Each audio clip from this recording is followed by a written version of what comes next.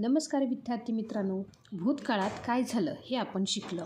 वर्तमान काळात काय चाललंय तेही आपण पाहिलं. पण उद्या काय होणार, भविष्यात आपण काय करणार हे इंग्रजीत कसं सांगायचं.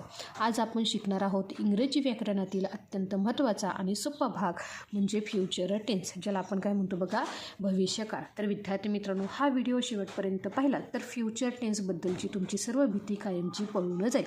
चला तर मग सुरुवात करूया. आता भविष्यकाळ म्हणजे काय, फ्युचर टेन्स म्हणजेच काय, की ज्या क्रिया अजून घडायच्या आहेत किंवा पुढे घडणार आहेत हे दर्शवणारा जो काही काळ आहे त्याला काय म्हणायचे बघा, भविष्यकाळ किंवा फ्युचर टेन्स. तर विद्यार्थी मित्रांनो, याचे मुख्यतः जसे प्रेझेंट टेन्स आहे, पास्ट टेन्स आहे, तसेच फ्युचर टेन्सही मुख्यतः 4 प्रकार पडतात. त्यातला जो काही पहिला प्रकार आहे बघा, तो आहे बघा सिंपल फ्युचर टेन्स. काय आहे, जो काही पहिला प्रकार आहे तर तो आहे बघा सिंपल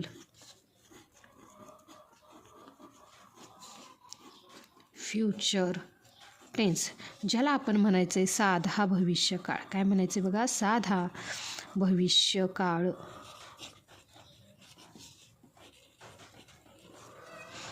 तर विद्यार्थी मित्रांनो, आता बघा, साधा भविष्यकाळ म्हणजेच काय, की भविष्यात सामान्यपणे घडणाऱ्या ज्या काही क्रिया आहेत ह्या क्रियासाठी हा जो काही साधा भविष्यकाळ वापरतात. आणि विद्यार्थी मित्रांनो, आता ह्याचे जे काही सूत्र आहे, जसं आपण प्रेझेंट टेन्स असेल, पास्ट टेन्समध्ये जशी सूत्र पाहिलं तसंच ह्याचंही सूत्र आहे. तर पहिल्यांदा आहे बघा सब्जेक्ट. सब्जेक्ट म्हणजे काय आहे बघा, करता. सब्जेक्ट म्हणजे काय आहे, करता. सब्जेक्ट म्हणजे काय, करता. अधिक, आता आपल्याला इथं हेल्पिंग वर्ब वापरायचे बघा, विल आणि शाल. विल किंवा शाल अधिक क्रियापदाचे पहिले रूप. काय आहे बघा, क्रियापदाचे पहिले रूप अधिक ऑब्जेक्ट. लक्षात आलं का विद्यार्थी मित्रांनो. साध्या भविष्यकाळामध्ये काय आहे, पहिल्यांदा आहे करता, त्यानंतर आहे सहाय्यकारी क्रियापद, त्यानंतर क्रियापदाला काय आहे बघा, पहिलं क्रियापदाचं पहिलं रूप आणि ऑब्जेक्ट. चला विद्यार्थी मित्रांनो, आता बघा, ह्यासाठी तुम्हाला आता हे विल कोणकोणत्या सर्वनामांसोबत वापरायचे किंवा शाल कोणकोणत्या सर्वनामांसोबत वापरायचे. तर महत्त्वाचं की जे काही आधुनिक इंग्रजीमध्ये जे काही सर्वनाम आहेत, म्हणजेच कोणते बघा, की जे काही सर्वनाम आहेत तर आय आहे, त्यानंतर काय आहे, we, you, they, he, she, it, ही जी काही सगळी सर्वनाम आहेत ह्या सगळ्या सर्वनामांसोबत भविष्यकाळामध्ये विल वापरलं जातं. काय, भविष्यकाळामध्ये काय केलं जातं रे, विल वापरलं जातं. लक्षात आलं का. त्यासोबतच विद्यार्थी मित्रांनो, आता जे काही फक्त आय आणि वी आहे, काय आहे बघा, आय आणि वी म्हणजे मी किंवा आम्ही, ह्यासाठी आपण शाल देखील वापरू शकतो. काय सांगितलं बघा, जे काही आय किंवा वी आहे ह्या दोन सर्वनामांसोबत आपण शालही वापरू शकतो. तर चला विद्यार्थी मित्रांनो, आता ही जी काही सगळी सर्वनाम आहेत ह्या सर्वनामांची आपण काय करूया, उदाहरणे पाहू. पहिल्यांदा मी वाक्य घेतलं बघा आय, पहिला मी घेतला बघा सब्जेक्ट आय, त्यानंतर बघा आयसोबत आपण विल वापरू शकतो किंवा शाल वापरू शकतो. मग मी इथे सहाय्यकारी क्रियापद वापरलं बघा, आय विल. आय विल म्हणजे काय, मी. लक्षात आलं का. आता बघा आय विल, त्यानंतर राईट क्रियापदाचं हे आलं पहिलं रूप, अ बुक म्हणजेच काय विद्यार्थी मित्रांनो, मी पुस्तक लिहीन. कारण आता लिहिण्याची क्रिया आहे. विल म्हणजे काय आहे बघा, की जी क्रिया कशी आहे रे, की ती पुढे घडणार आहे. लक्षात आलं का, की मी पुस्तक लिहीन. काय आहे बघा, मी पुस्तक लिहीन. त्यानंतर विद्यार्थी मित्रांनो, आता दुसरं मी घेतलं बघा वी, ज्याला आपण काय म्हणतो, आम्ही किंवा आपण. बघा आता वी घेतलं तर आता आपण शाल घेऊया. लक्षात आलं का. म्हणजेच काय येणार आहे, सहाय्यकारी क्रियापद, वी शाल प्ले क्रिकेट. काय येणार आहे, वी शाल प्ले क्रिकेट. आता विद्यार्थी मित्रांनो, म्हणजेच काय बघा, आपण क्रिकेट खेळू किंवा आम्ही क्रिकेट खेळू. इथं काय येणार आहे बघा, आम्ही क्रिकेट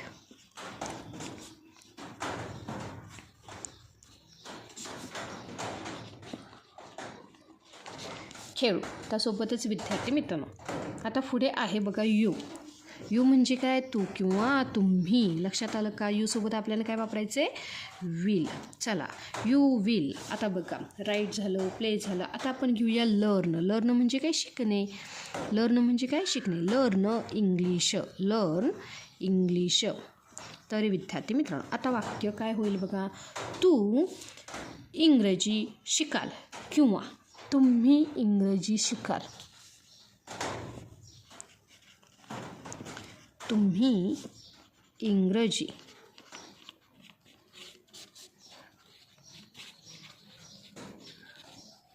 शिकाल. त्यासोबतच पुढे आहे बघा दे. काय आहे? दे.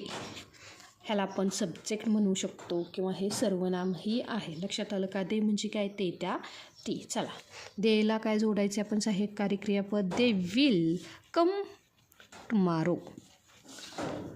टुमारो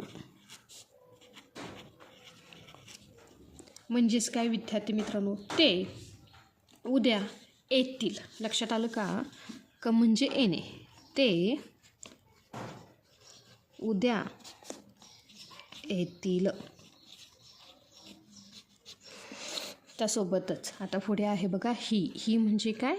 तो. चला आता हिला सुद्धा काय जोडायचं आपण? Will. He will help us. Help us. लक्षात आलं का? हेल्प म्हणजे काय? मदत करणे. लक्षात आलं का? हेल्प म्हणजे मदत. चला आता काय होईल बघा ह्या वाक्याचा अर्थ. तो आपल्याला मदत करेल. लक्षात आलं का? अस म्हणजे काय? आपल्याला. तो आपल्याला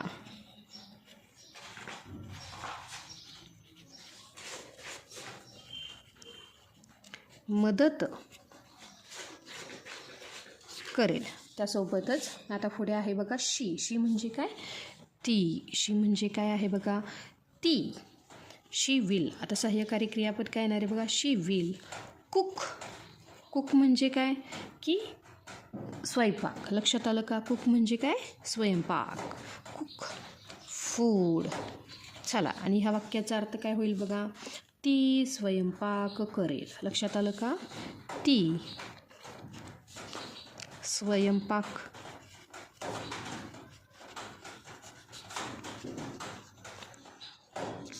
करेल. त्यासोबतच पुढे आहे बघा it. It will. It will rain today. It will rain today म्हणजेच काय? आज पाऊस पडेल. काय होणार आहे बघा? आज पाऊस पडेल.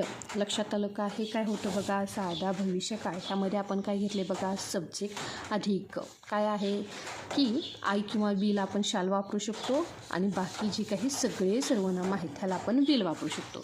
हे आले हेल्पिंग व्हर्ब. त्यासोबतच आहेत ही क्रियापद. क्रियापदाचं पहिलं रूप राईट, प्ले, लर्न, कम, हेल्प. त्यानंतर कुक. त्यासोबतच काय आहे बघा? रेन. लक्षात आलं का? हे काय आहेत रे? क्रियापद. त्यानंतर आहे तो ऑब्जेक्ट. चला विद्यार्थी मित्रांनो आता जे काही दुसरा प्रकार आहे तर तो आहे बघा फ्युचर कंटिन्युअस टेन्स. दुसरा जो काही प्रकार आहे तर तो काय आहे बघा? फ्युचर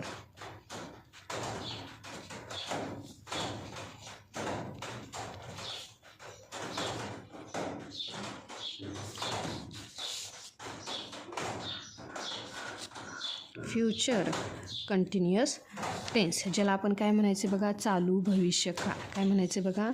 चालू भविष्यकाळ किंवा अपूर्ण भविष्यकाळ.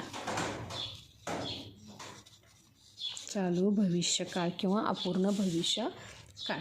तर विद्यार्थी मित्रांनो आता हे जे काही चालू भविष्यकाळ किंवा अपूर्ण भविष्यकाळ कधी वापरतात तर भविष्यात ठराविक वेळी एखादी क्रिया सुरू असेल, चालू असेल हे सांगण्यासाठी आपण काय करतो रे? फ्युचर कंटिन्युअस टेन्स वापरतो. काय सांगितलं बघा? भविष्यात ठराविक वेळी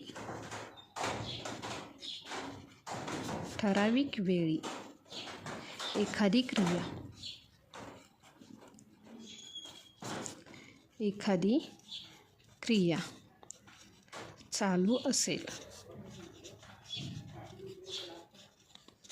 किंवा ती सुरू असेल. लक्षात आलं का? किंवा जी काही क्रिया आहे ती काय असेल बघा, सुरू असेल. हे सांगण्यासाठी आपण काय करतो रे, फ्युचर कंटिन्युअस टेन्सचा वापर करतो. आणि हा जसं आपण वरती पाहिलं तसंच ह्याचंही सूत्र आहे बघा. तर पहिल्यांदा काय येणार आहे बघा, सब्जेक्ट. काय येणार आहे बघा, पहिला येणार आहे सब्जेक्ट. सब्जेक्ट म्हणजे काय आहे, करता अधिक. आता येणार आहे बघा इथं विल बी. काय येणार आहे, विल बी किंवा काय येणार आहे, शाल बी. विल बी किंवा शाल बी अधिक क्रियापदाचं पहिलं रूप आणि त्याला आपण जोडायचं आहे ING. त्याला काय जोडायचं आहे, ING अधिक ऑब्जेक्ट. ऑब्जेक्ट म्हणजे काय आहे बघा, कर्म. ऑब्जेक्ट म्हणजे काय आहे, कर्म. लक्षात आलं का? सब्जेक्ट करता, ऑब्जेक्ट कर्म, क्रियापदाचं पहिलं रूप त्याला जोडायचे ING.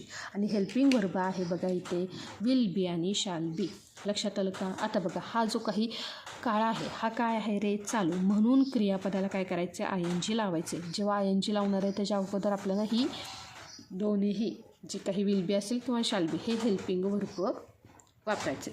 चला विद्यार्थी मित्रांनो, आता ह्यासाठी जे काही वाक्य आहेत ही वाक्य आपण पाहणार आहोत.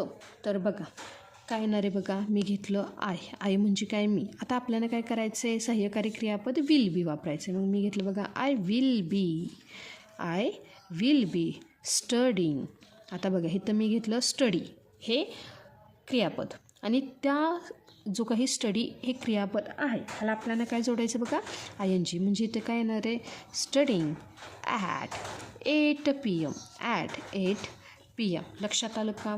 म्हणजेच विद्यार्थी मित्रांनो ह्याचा जे काही अर्थ होईल तो काय होणार आहे बघा, मी रात्री. लक्षात आलं का? इथे PM आहे म्हणून काय होणार आहे, मी रात्री 8 वाजता अभ्यास करत असेन.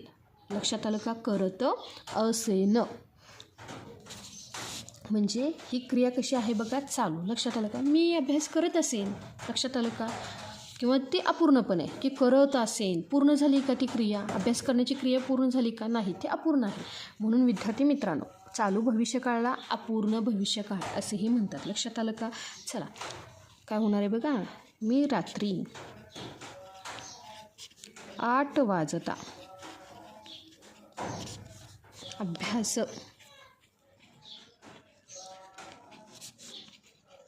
करत असेन. चला आता जे काही पुढील वाक्य आपण घेणार आहे ते काय आहे बघा, वी. आता वीला आपण काय करूया, शाल जोडूया. काय करूया, वी शाल बी ट्रॅव्हलिंग. आता बघा इथे मी घेतलं ट्रॅव्हल घेतलं. आता ह्याला काय करायचं आहे, आपल्याला ING जोडायचं आहे. Travelling tomorrow. चला आणि ह्या वाक्याचा अर्थ काय होईल बघा, आम्ही उद्या प्रवास करत असू. आम्ही उद्या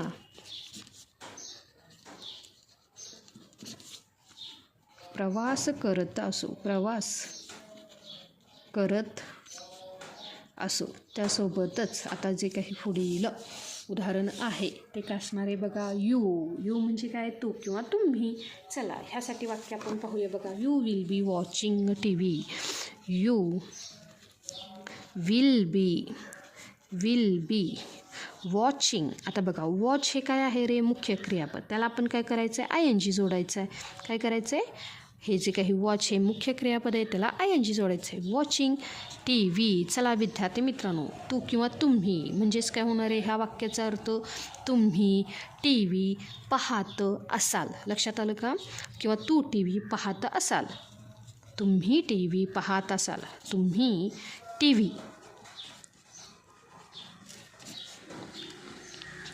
पाहत असाल. चला आता पुढील जे काही उदाहरणं आहे तर ते काय आहे बघा, पुढील जो काही करता आहे तो आहे दे म्हणजे काय, ते त्या ती. चला देला सुद्धा काय जोडायचं, helping verb. They will be. आता बघा मी घेतलं क्रियापद प्लेला काय करायचं आहे, ING जोडायचं आहे. लक्षात आलं का? Playing football. चला विद्यार्थी मित्रांनो ह्या वाक्याचा अर्थ काय होईल, ते फुटबॉल खेळत असतील. ते फुटबॉल.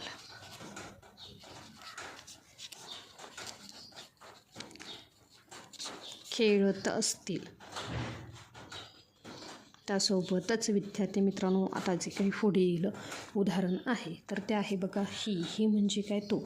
आता बघा मी इथं घेतलं ही नंतरनं काय घेऊया शी नंतरनं काय येणार आहे बघा इट. आणि हे सगळे जे काही सब्जेक्ट आहे त्याला आपल्याला काय जोडायचं आहे बघा विल बी. काय जोडायचं आहे विल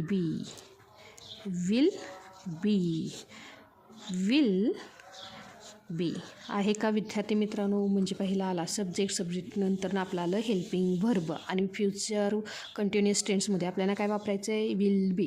लक्षात आलं का. आता इथे काय करायचं आहे जे काही क्रियापद घेणार आहे क्रियापदाला आपल्याला जोडायचं आहे. आता मी इथं घेतलं बघा वर्क. हे क्रियापद घेतलं ह्याला आपण जोडलं ING. He will be working in the office. चला आता काय करूया. ह्या वाक्याचा अर्थ काय होतो बघा. तो कार्यालयात काम करत असेल. तो कार्यालयात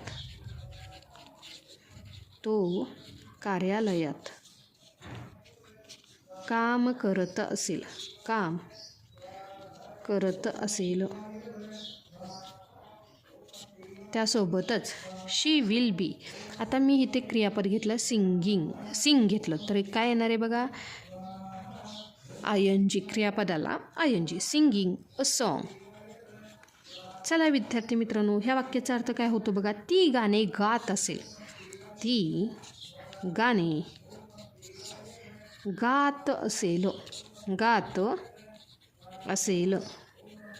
चला आता पुढे आहे बघा इट म्हणजे काय ते. चला ह्यासाठी बघा इट विल बी. आता मी इथं घेतलं वर्क. मग वर्कला काय आलं पाहिजे बघा ING. Working properly.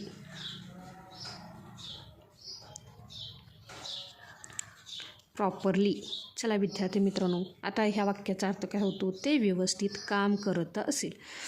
ते व्यवस्थित काम करत असेल.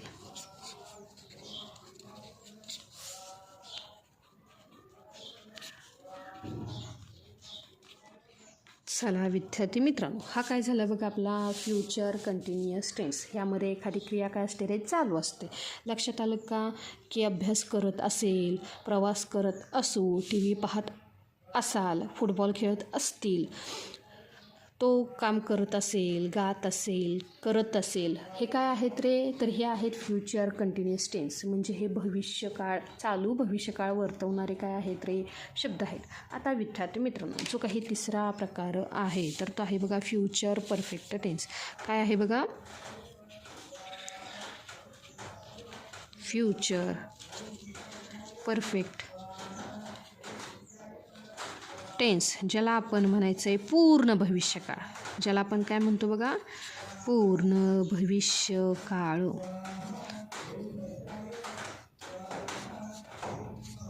तर बघा विद्यार्थी मित्रांनो, आता फ्युचर परफेक्ट टेन्स कधी वापरतात तर भविष्यातील एखाद्या ठराविक वेळेपर्यंत एखादी क्रिया जर पूर्ण झाली असेल तर हे दर्शवण्यासाठी आपण पूर्ण भविष्यकाळ वापरतो. लक्षात आलं का.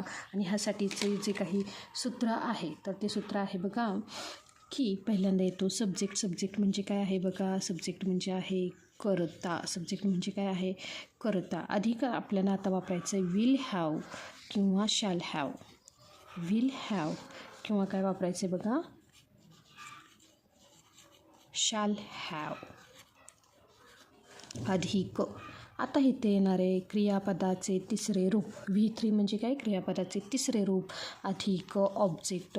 अधिक काय येणार आहे बघा ऑब्जेक्ट. लक्षात आलं का. आता बघा इथे काय आहे की इथं क्रियापदाचं तिसरं रूप. इथं काम पूर्ण झालं म्हणून आपण काय करतो रे जे काही विल हॅव सोबत क्रियापदाचं तिसरं रूप वापरतो. लक्षात आलं का. काम पूर्ण झाले म्हणून आपण काय करतो विल हॅव सोबतच क्रियापदाचे तिसरे रूप वापरतो. चला विद्यार्थी मित्रांनो, आता उदाहरण पाहूया. पहिल्यांदा जो काही सब्जेक्ट आहे तर तो काय घ्यायचा आहे बघा आय म्हणजे काय आहे बघा मी. चला आता आपल्याला काय वापरायचं आहे विल हॅव. म्हणजे इथं काय येणार आहे बघा आय विल हॅव. आता बघा क्रियापदाचं तिसरं रूप. पहिल्यांदा मी क्रियापद घेतलं कंप्लीट. काय घेतलं बघा कंप्लीट. आणि ह्या कंप्लीट ह्या क्रियापदाचं जे काही तिसरं रूप आहे ते आहे कम्प्लिटेड. काय आहे? कम्प्लिटेड. कंप्लीट ह्या शब्दाला ईडी जोडल्यावर काय होतं रे? क्रियापदाचं तिसरं रूप पूर्ण. Complete, completed. माय होमवर्क काय येणार आहे बघा? माय होमवर्क. चला विद्यार्थी मित्रांनो, आता इथे काय आहे बघा? काम पूर्ण झाले. म्हणून हे वाक्य कसं होईल बघा? मी माझा गृहपाठ पूर्ण केलेला असेल. लक्षात आलं का? काय येणार आहे बघा? मी माझा गृहपाठ पूर्ण केलेला असेल. मी माझा गृहपाठ पूर्ण केलेला असेल. पूर्ण केलेला असेल. चला विद्यार्थी मित्रांनो, आता जे काही दुसरं वाक्य आहे ते आहे बघा वी. आता वीसाठी आपण वापरूया शॅल. काय करूया? वीसाठी वापरूया आपण शॅल. म्हणजे we shall have. We shall have. आता बघा क्रियापदाचं तिसरं रूप. आता मी इथं घेतलं बघा रीच. रीच म्हणजे काय? पोहोचणे. आणि जेव्हा मी रीच हे क्रियापद घेतलं तर आता मला घ्यायचं आहे त्याचं तिसरं रूप.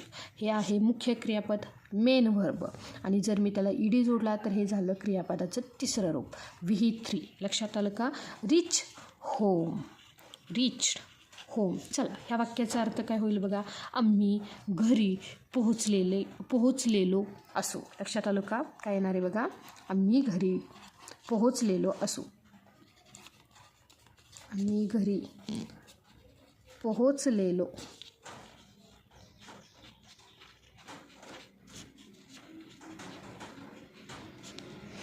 त्यासोबतच आता जे काही पुढील उदाहरण आहे तर ते आहे बघा यू.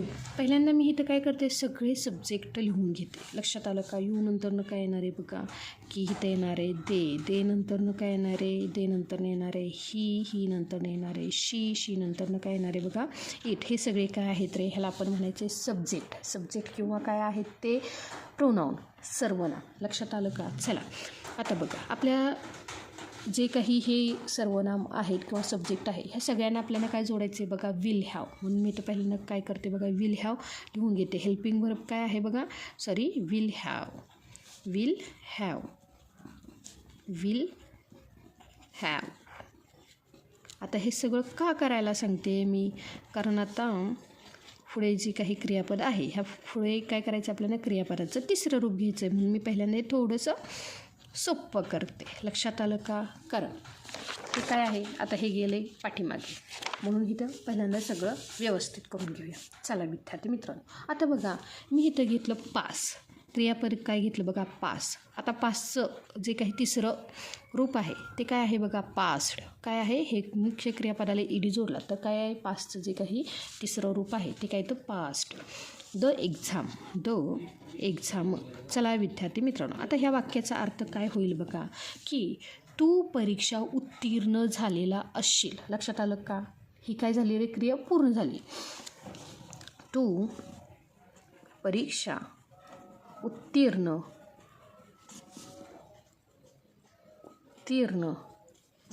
झालेला असशील.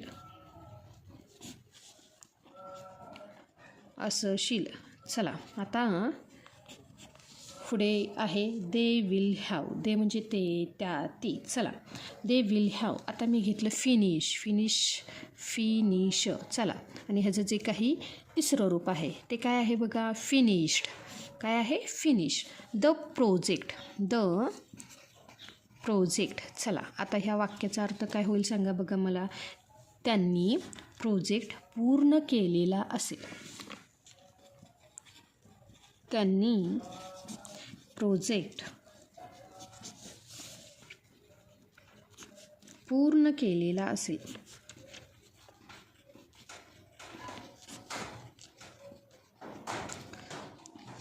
त्यानंतर ही विल हॅव. आता बघा ही विल हॅव आणि आता काय येणार आहे बघा क्रियापद? आता येणार आहे सोल्ड हीज कार. बघा विद्यार्थी मित्रांनो, इथे आपण घेतले क्रियापदाचं तिसरं रूप. आता बघा ह्या वाक्याचा अर्थ काय होईल बघा? की ही म्हणजे तो. मग विद्यार्थी मित्रांनो आता काय होणार आहे बघा? त्याने त्याची कार विकलेली असेल. त्याने त्याची कार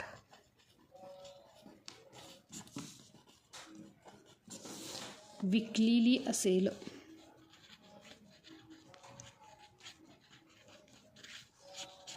विकलेली असेल. आता पुढील जे काही उदाहरण आहे ते काय आहे बघा, शी विल हॅव.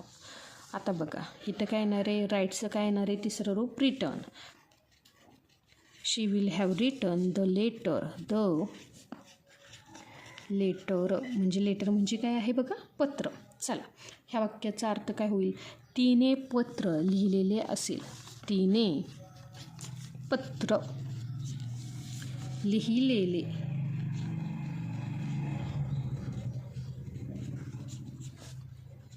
असेल. आता जे काही शेवटचं वाक्य आहे ते आहे बघा, इट विल हॅव. आणि इथे मी क्रियापद काय घेतलं बघा, स्टॉप. स्टॉपचं काय होणार आहे, स्टॉप्ड रेनिंग. आणि ह्या वाक्याचा अर्थ होईल बघा, पाऊस थांबलेला असेल. पाऊस थांबलेला असेल. तर विद्यार्थी मित्रांनो, हे काय होतं बघा, तर हे होता फ्युचर परफेक्ट टेन्स म्हणजे पूर्ण भविष्यकाळ. ह्यामध्ये काय झालं रे, क्रिया पूर्ण झालेल्या आहेत. गृहपाठ पूर्ण केलेला असेल, घरी पोचलेलं असेल, त्यानंतर परीक्षा उत्तीर्ण झालेली असेल, कोणतंही काम असेल, लक्षात आलं का, हे सगळं काय आहे रे, झालेलं असेल. आता जो काही सर्वात शेवटचा जो काही प्रकार आहे तर तो आहे बघा फ्युचर परफेक्ट कंटिन्युअस टेन्स. काय आहे बघा, फ्युचर परफेक्ट कंटिन्युअस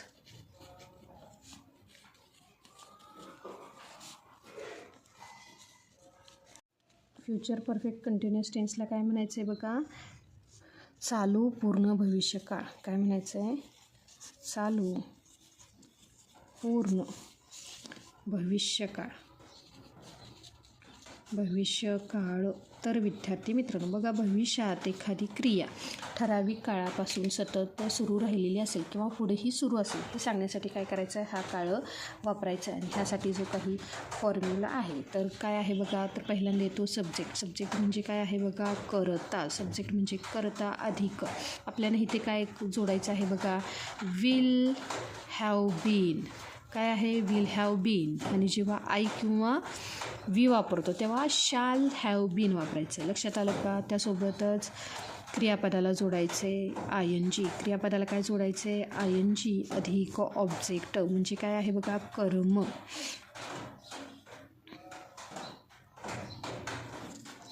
चला विद्यार्थी मित्रांनो, आता बघा उदाहरण पाहूया. काय आहे बघा, पहिल्यांदा येणारे करतानंतर काय करायचं आहे, विल हॅव बीन. चला आता पहिल्यांदा मी घेतला सब्जेक्ट. काय घेतला मी, सब्जेक्ट घेतला आय. त्यानंतर काय करायचं आहे, विल हॅव बीन. काय वापरायचं आहे, will have been. I will have been working. कारण आता काय करायचं आहे, क्रियापदाला ING, वर्क म्हणजे काम करणे, त्याला मी जोडलं ING. Working here for 2 years. चला विद्यार्थी मित्रांनो, ह्या वाक्याचा काय अर्थ होईल, कारण ही काय आहे बघा, चालू पूर्ण भविष्यकाळ. आणि ह्यामध्ये काय आहे बघा, की जी काही क्रिया आहे ही सुरू राहिलेली असेल किंवा ती पुढेही सुरूच असेल. म्हणजेच काय आहे बघा, ह्या वाक्याचा अर्थ, मी येथे 2 वर्षापासून काम करत आलेलो असेल. काय येणार आहे बघा, मी येथे 2 वर्षापासून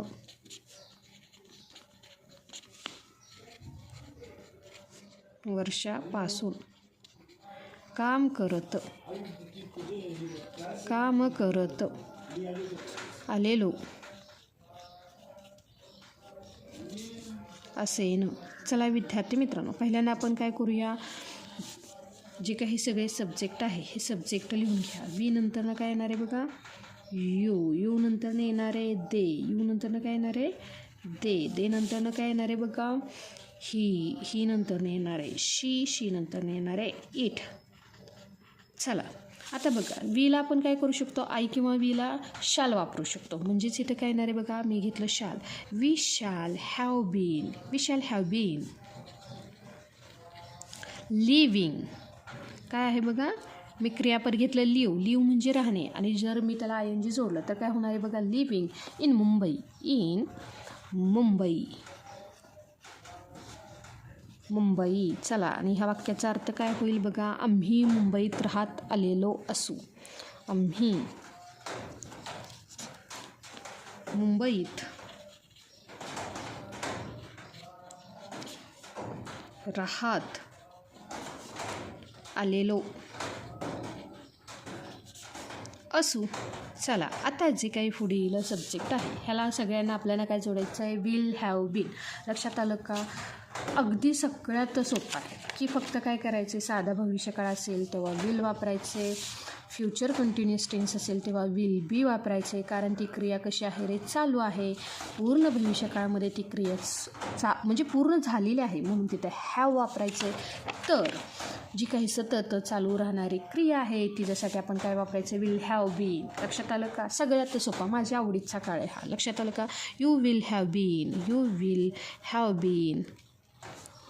आता इथे काय घेऊया बघा, की मी इथं घेतलं प्रॅक्टिस. काय घेतलं बघा, प्रॅक्टिस. आणि इथं काय येणार आहे बघा, प्रॅक्टिसिंग. काय येणार आहे, प्रॅक्टिसिंग. प्रॅक्टिसला काय जोडलं आहे आपण, ING. Practising daily. चला, म्हणजेच ह्या वाक्याचा अर्थ काय होणार आहे बघा, तू रोज सराव करत आलेला असशील. तू रोज, प्रॅक्टिस म्हणजे काय, सराव करत आलेला असशील.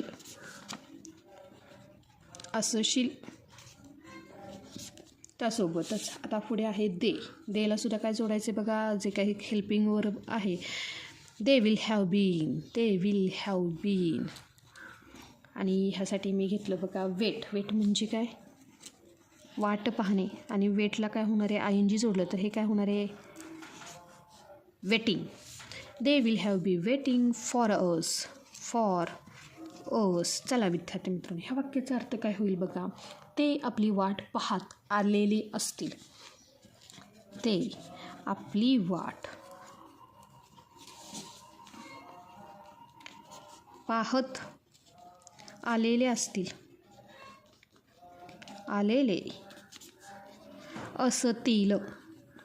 त्यासोबतच पुढील जे काही वाक्य आहे ते आहे बघा, हिला सुद्धा काय जोडायचं आपण, विल हॅव बीन. आणि ह्यासाठी मी घेतले बघा रन म्हणजे पळणे. लक्षात आलं का?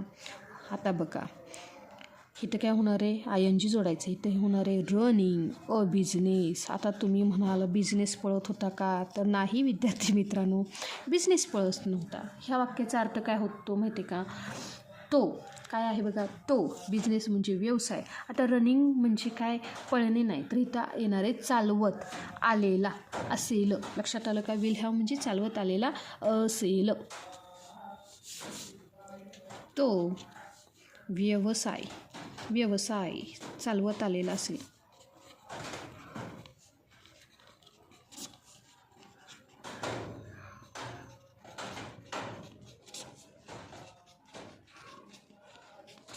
चला, आता पुढे आहे शीला सुद्धा काय जोडायचं आहे, will have been. She will have been. आणि ह्यासाठी मी घेतले टीचला काय करायचं रे, ING जोडायचे.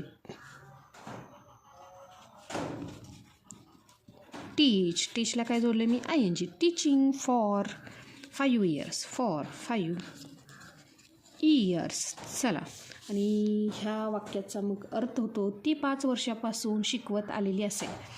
ती 5 वर्षापासून शिकवत आलेली असेल.